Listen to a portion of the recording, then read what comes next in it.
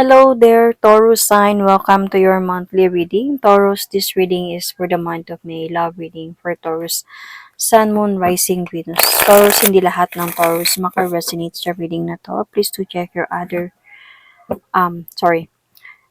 takes what resonates and leave the rest. Cross watchers, pwedeng kayo to at hindi sila Taurus sign. So put yourself in a situation kung saan kayo naka-resonate. Taurus, if hindi kayo naka-resonate sa reading na to, please to check your other placements, your sun, your moon, your rising, your Venus sign dahil pwedeng doon kayo maka-resonate at hindi dito. Taurus, if hindi kayo naka-resonate sa reading na to, please, as I said, if hindi kayo naka-resonate sa reading na to at all, then this message is not for you.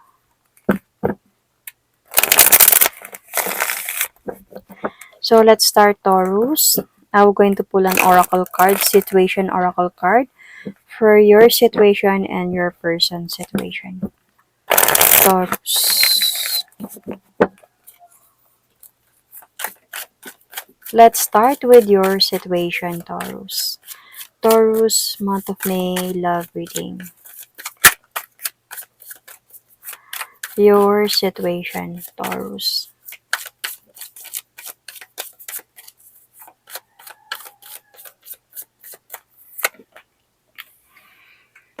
Karmic.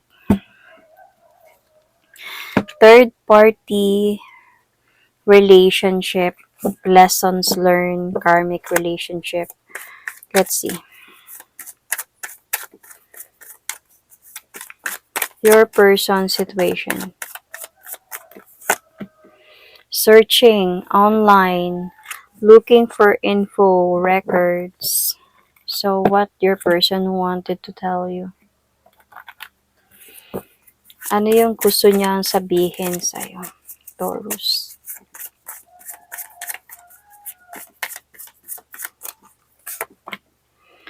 It was my fault, but I blame you. So,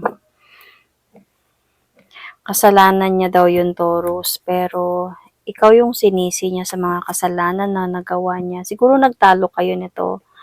Nag-away kayo and alam niyang kasalanan niya. Pero parang binalik niya sa'yo yung ginawa niyang kasalanan. So, feeling ko kasi dito, Taurus, sa relationship na meron kayo sa person, na meron ka sa person na to is like karmic relationship, meaning you thought na siya na talaga. Siguro matagal kayo nito, pwede siguro nag-anak kayo nito kung some of you. Some of you naman is like matagal talaga, like merong long term. And, pero meron kayong third party situation. So, pwedeng iba sa inyo is kayo mismo yung third party where you thought na you are really already meant to be. Yun yung mga nararamdaman ninyo sa isa't isa. Pero parang you still need to let go because you need to learn the lessons. Parang ganun. So, might be dito sa person mo is like looking for you, might be online. Baka hindi mo na siya kinausap, Taurus. Taurus is the master of silent treatment. So, baka you gave this person silent treatment kaya hinahanap ka niya sa online, hinahanap ka niya sa mga kaibigan mo or asking you kung ano nang nangyayari, kumusta ka na, ano nang balita sa iyo, mga ganong mga bagay. Because alam niya na siya yung may kasalanan pero space sa mga issue ninyo na blame ka niya. So, let's see. Let's see sa tarot cards.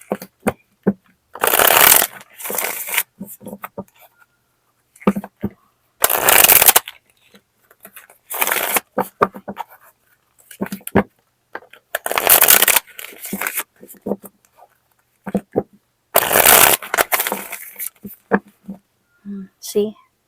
Commitment, family, or building a family. Parang nasa point na kayo na ganyan eh.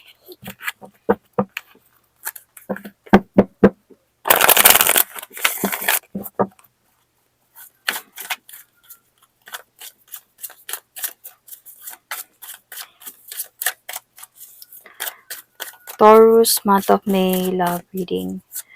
Taurus. month of May. Love reading, Taurus, month of May. Love reading, Taurus, Sun, Moon, Rising, Venus. Let's see.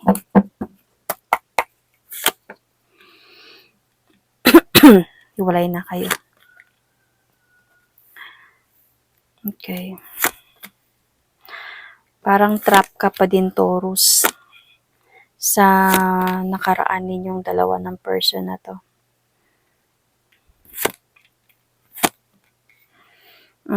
He's still trying to look for you, might be trying to connect with you, Taurus. Mayroong umalis talaga dito ng kalmado sa sitwasyon. Siguro sorry about that. Wait lang. Hanap kasi ako ng magandang pwesto. Anyway, siguro, dumating sa point na may nalaman ka about this person. Okay? So, pwedeng itong connection na meron kayo is with a third party relationship is nalaman mo na third party ka, Taurus. Nalaman mo na meron pala siya either kinakasama, meron ba siyang asawa, and you thought na itong relationship na to is really the one for me. You thought na, hindi naman ibig sabihin ng karmic is like third party lang. Yung karmic kasi parang, ang pagkakaalam ko niyan is yung parang, yung love na meron kayo sa isa't isa, or meron ka sa kanya, is yung you thought na you are both meant to be na talaga. So, pwedeng tumagal kayo nito, may iba nga nagkaanak na, or may iba may mga pangarap na talaga sa isa't isa for the future together. Yung bang parang feeling like this is the one for me. Yet, yun pala is hindi. Yun pala is may mga lessons lang na kailangan kang i-learn from this connection.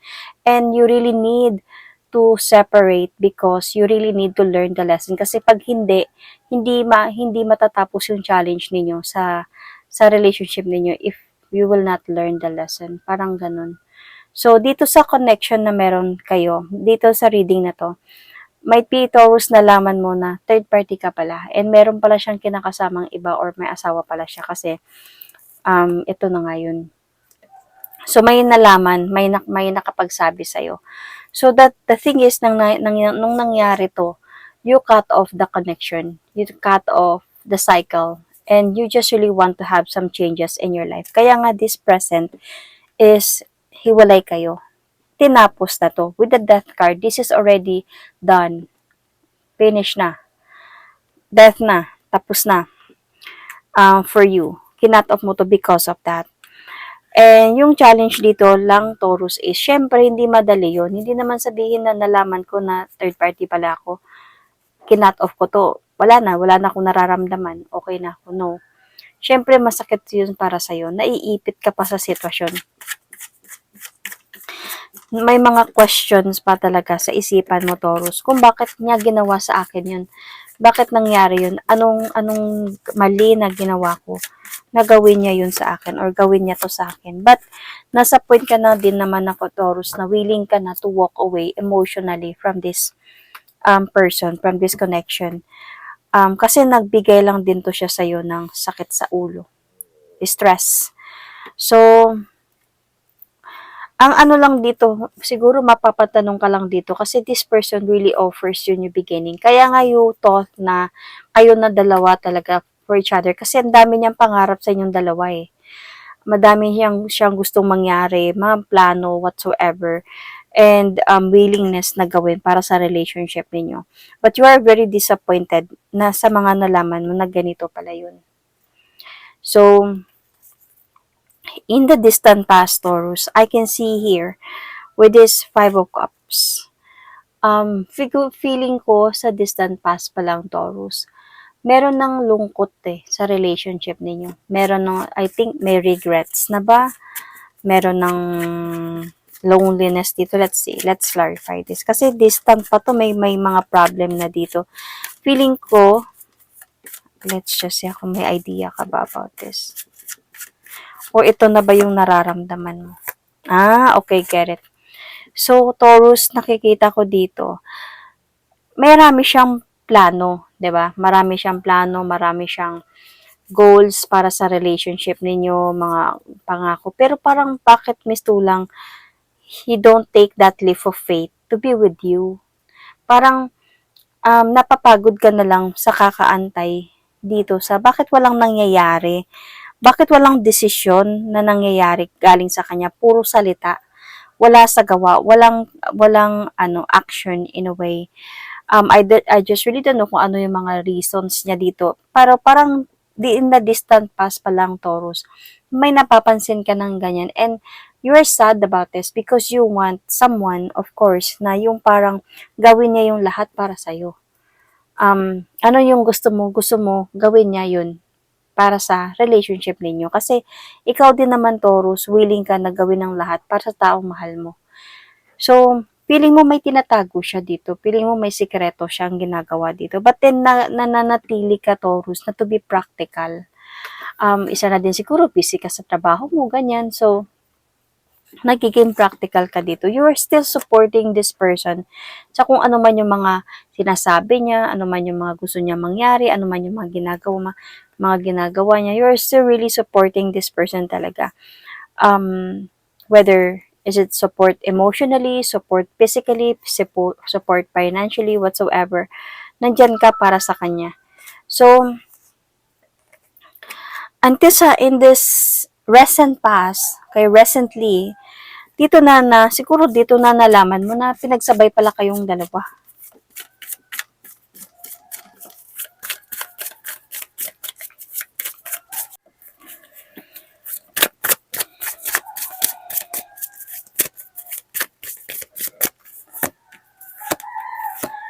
So, dito na nalalaman mo na, see, hindi lang pala ikaw yung nag-iisa dito. May pagpipilian pala. So, meron palang iba. So, parang as a point na dito kayo nagtalong dalawa. Kasi parang nasaktan ka na dito eh. I don't know if you still parang hindi ko lang alam kung you're still in a relationship and nakipag-away ka dito or talo ka sa kanya and you walk away. Kasi parang nakikita ko dito, yeah, I think so. Ganun yung ginawa mo. Siguro you confront him. Kaya nagkaroon kayo ng arguments dito. And then naging parang naglakas loob ka talaga dito to separate or to walk away, might be gave this person a silent treatment. And dahil sobra kang nasaktan, sa nalaman mo na pinagsabay pala kayong dalawa ng person na to. Sobra mo siyang mahal, dami kang plano para sa inyo. And then suddenly, alam mo yung relationship ninyo dito, Taurus, nakikita ko is on and off. On and off, pero nandyan ka pa rin para sa kanya. Though, yun, dito nga sa point na to, parang minsan napapansin mo na may lungkot na, may question na, ganyan, pero parang you still remain supporting this person na to be there for him or her dahil nga you love this person. Sa mga sinasabi niya din sa'yo, naniniwala ka sa mga pangako niya. So, for the for the best outcome here, let's see.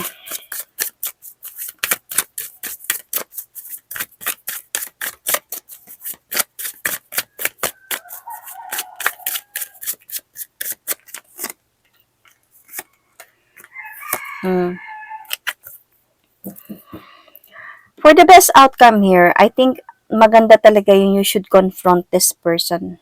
Like, totally, and give this person a closure talaga for him to understand. Kasi sabihin na natin na nakipagtalo ka sa kanya, nagalit ka sa kanya, but it's not that parang hindi siya ganun ka-clear yung pagtatalo ninyo talaga na mag-usap tayo, magkaroon tayo ng closure kasi ito talaga nangyari. Siguro in a short way lang, short arguments and then hindi mo na siya kinausap. Parang, I'm done. Parang ganun na. And for the best outcome dito is, I think kailangan mo talaga siyang, you need to communicate with this person to not to show, to tell him or her kung ano yung nararamdaman mo, ano yung mga plano mo. And also, to let him either choose or just to give him freedom. or her. Parang, as a point na, ito yung, parang bigyan mo na lang ng laya yung sarili mo. Yung bang parang, at least may closure. At least, do sa tingin ko lang no dito, Taurus, pagdating kasi sa closure, hindi naman na talaga kailangan eh. Action speaks louder than words, 'di ba? Hindi talaga na kailangan ng closure. Pero ang nakikita ko kasi dito, Taurus, is yung person mo, gaya ng sabi dito sa ano, try pa din siya mag-reach out sa'yo. So, kaya, yun yung kailangan mong gawin. Kasi, kukulitin ka pa din niya, makikipag-usap pa din to siya sa'yo. And, siguro, I don't know kung aamin ba siya sa mga nalaman mo or hindi. Pero, kailangan mo talaga siyang kausapin to clear him out para hindi na siya mangulit sa'yo. Some closure din kasi, some breakups kasi, hindi na din kailangan ng closure. Kasi yung other person is hindi na din naman nangungulit. Kumbaga, hindi na nagpaparamdam. Wala na. So, don't need na closure nun. Action speaks louder than words. But, sa sitwasyon na nito, sa sitwasyon ninyo, is kailangan mo siyang kausapin, kailangan mo to bigyan ng closure kasi kinukulit ka pa, hinahanap ka pa. So, yun. So, anyway, for the immediate future dito, Taurus, separation pa rin talaga ang outcome ninyo. I think you will going to decide. You know, Taurus, sa mga Taurus kasi, pag may ganito ng mga nangyayari, wala na. Wala na talagang chance kay Taurus. Like, goodbye ka na lang talaga. So, parang, as a point na, tapos na ako, tinapos ko na to. Hindi ko na babalikan to. Tapos na ako maging tanga. Tapos na ako magtiis, tapos na ako maging tanga. And ngayon na clear na sa akin to, ayoko na. Parang bala ka na lang sa buhay mo, bala ka na nung gagawin mo. Kasi ito yung nakikita ko dito na maghiwalay talaga kayo even in the immediate future. But the factor that affecting the situation here, yun na nga, yung kinukulit ka pa din niya. Kumbaga nakikipag-usap or hinahanap ka pa rin niya. Siguro, tinatanong ka pa sa mga kakilala ninyo, ganyan. Parang gusto niya pa ng way para mag-connect sa'yo. Where, honestly, nung nalaman mo yung pinagsabay lang pala kayong dalawa at meron pala siyang either kinakasama or married ba siya, ikaw mismo, umalis ka na sa sitwasyon. Pero siya kasi, naghanap pa siya ng way to connect. Yun yung factor that affecting the situation. But, the factors, I mean, the external influence here is, feeling ko itong person na to is still again, trying to, might be, to do the effort or some effort para makausap ka lang, para maniwala ka ulit sa kanya. Something ganyan. But meron ka pa rin kasi, Taurus, hopes and fear dito na baka mahal ka talaga. Na baka mahal ka talaga ng person na to at sa pagkakamali na ginawa niya sa'yo, na-realize niya na talaga dito yung totoo. Feeling ko kasi, Taurus, ganito. Wait lang, clarify muna natin to. Kasi, I think, Taurus, tumagal din kayo. Diba sabi ko, with the karmic relationship, meron talaga tong long term. Tumagal talaga kayo, Taurus. So, I think, sa on and off ninyo, recently, before, pag napapansin mo siya, nagtatanong ka sa kanya ng ganyan, baka may iba, ganyan. Alam mo yung binabaling niya sa'yo yung sinasabi mo, kumbaga, baka ikaw yung may iba. Baka kaya ayaw mo ng ganito, baka nagdadalawang isip ka kasi baka meron kang iba. Kumbaga, yung blame is, ikaw yung nabe-blame kahit na siya yung may kasalanan. So, pinapagilty ka niya sa sitwasyon. And nakikita ko dito, Taurus, na isa to sa hope mo. You are really hoping na din na maka-move forward ka na, maka-move on ka na. Kaya nga, umiiwas ka na eh. Kaya nga ayaw mo na siyang kausapin. Kaya nga you gave this person a silent treatment. But you are like, might be having that fear na baka hindi ka pa makamove on sa kanya.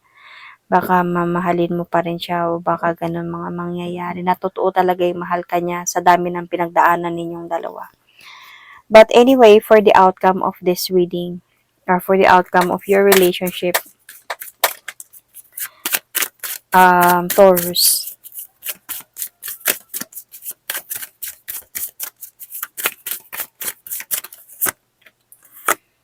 magkakaroon na din talaga ng clarity lahat sa'yo.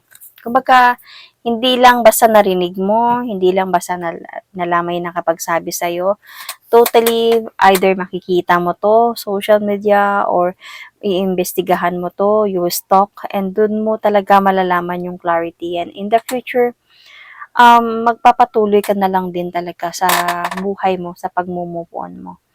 So, na ito malalaman mo pa talaga na meron pa talaga siya mga tinatago sa'yo. Magkakaroon to lahat ng clarity sa'yo in the future about panloloko niya sa'yo, about sa lahat and you will going to choose to have that changes in your life na din, moving forward na din, Taurus. So, anyway, Taurus, you might be dealing here with an Aries. You might have Libra in your chart, check your placement. You might also be dealing with the Gemini, Virgo,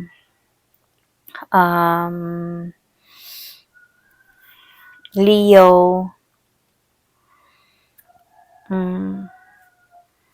Sagittarius,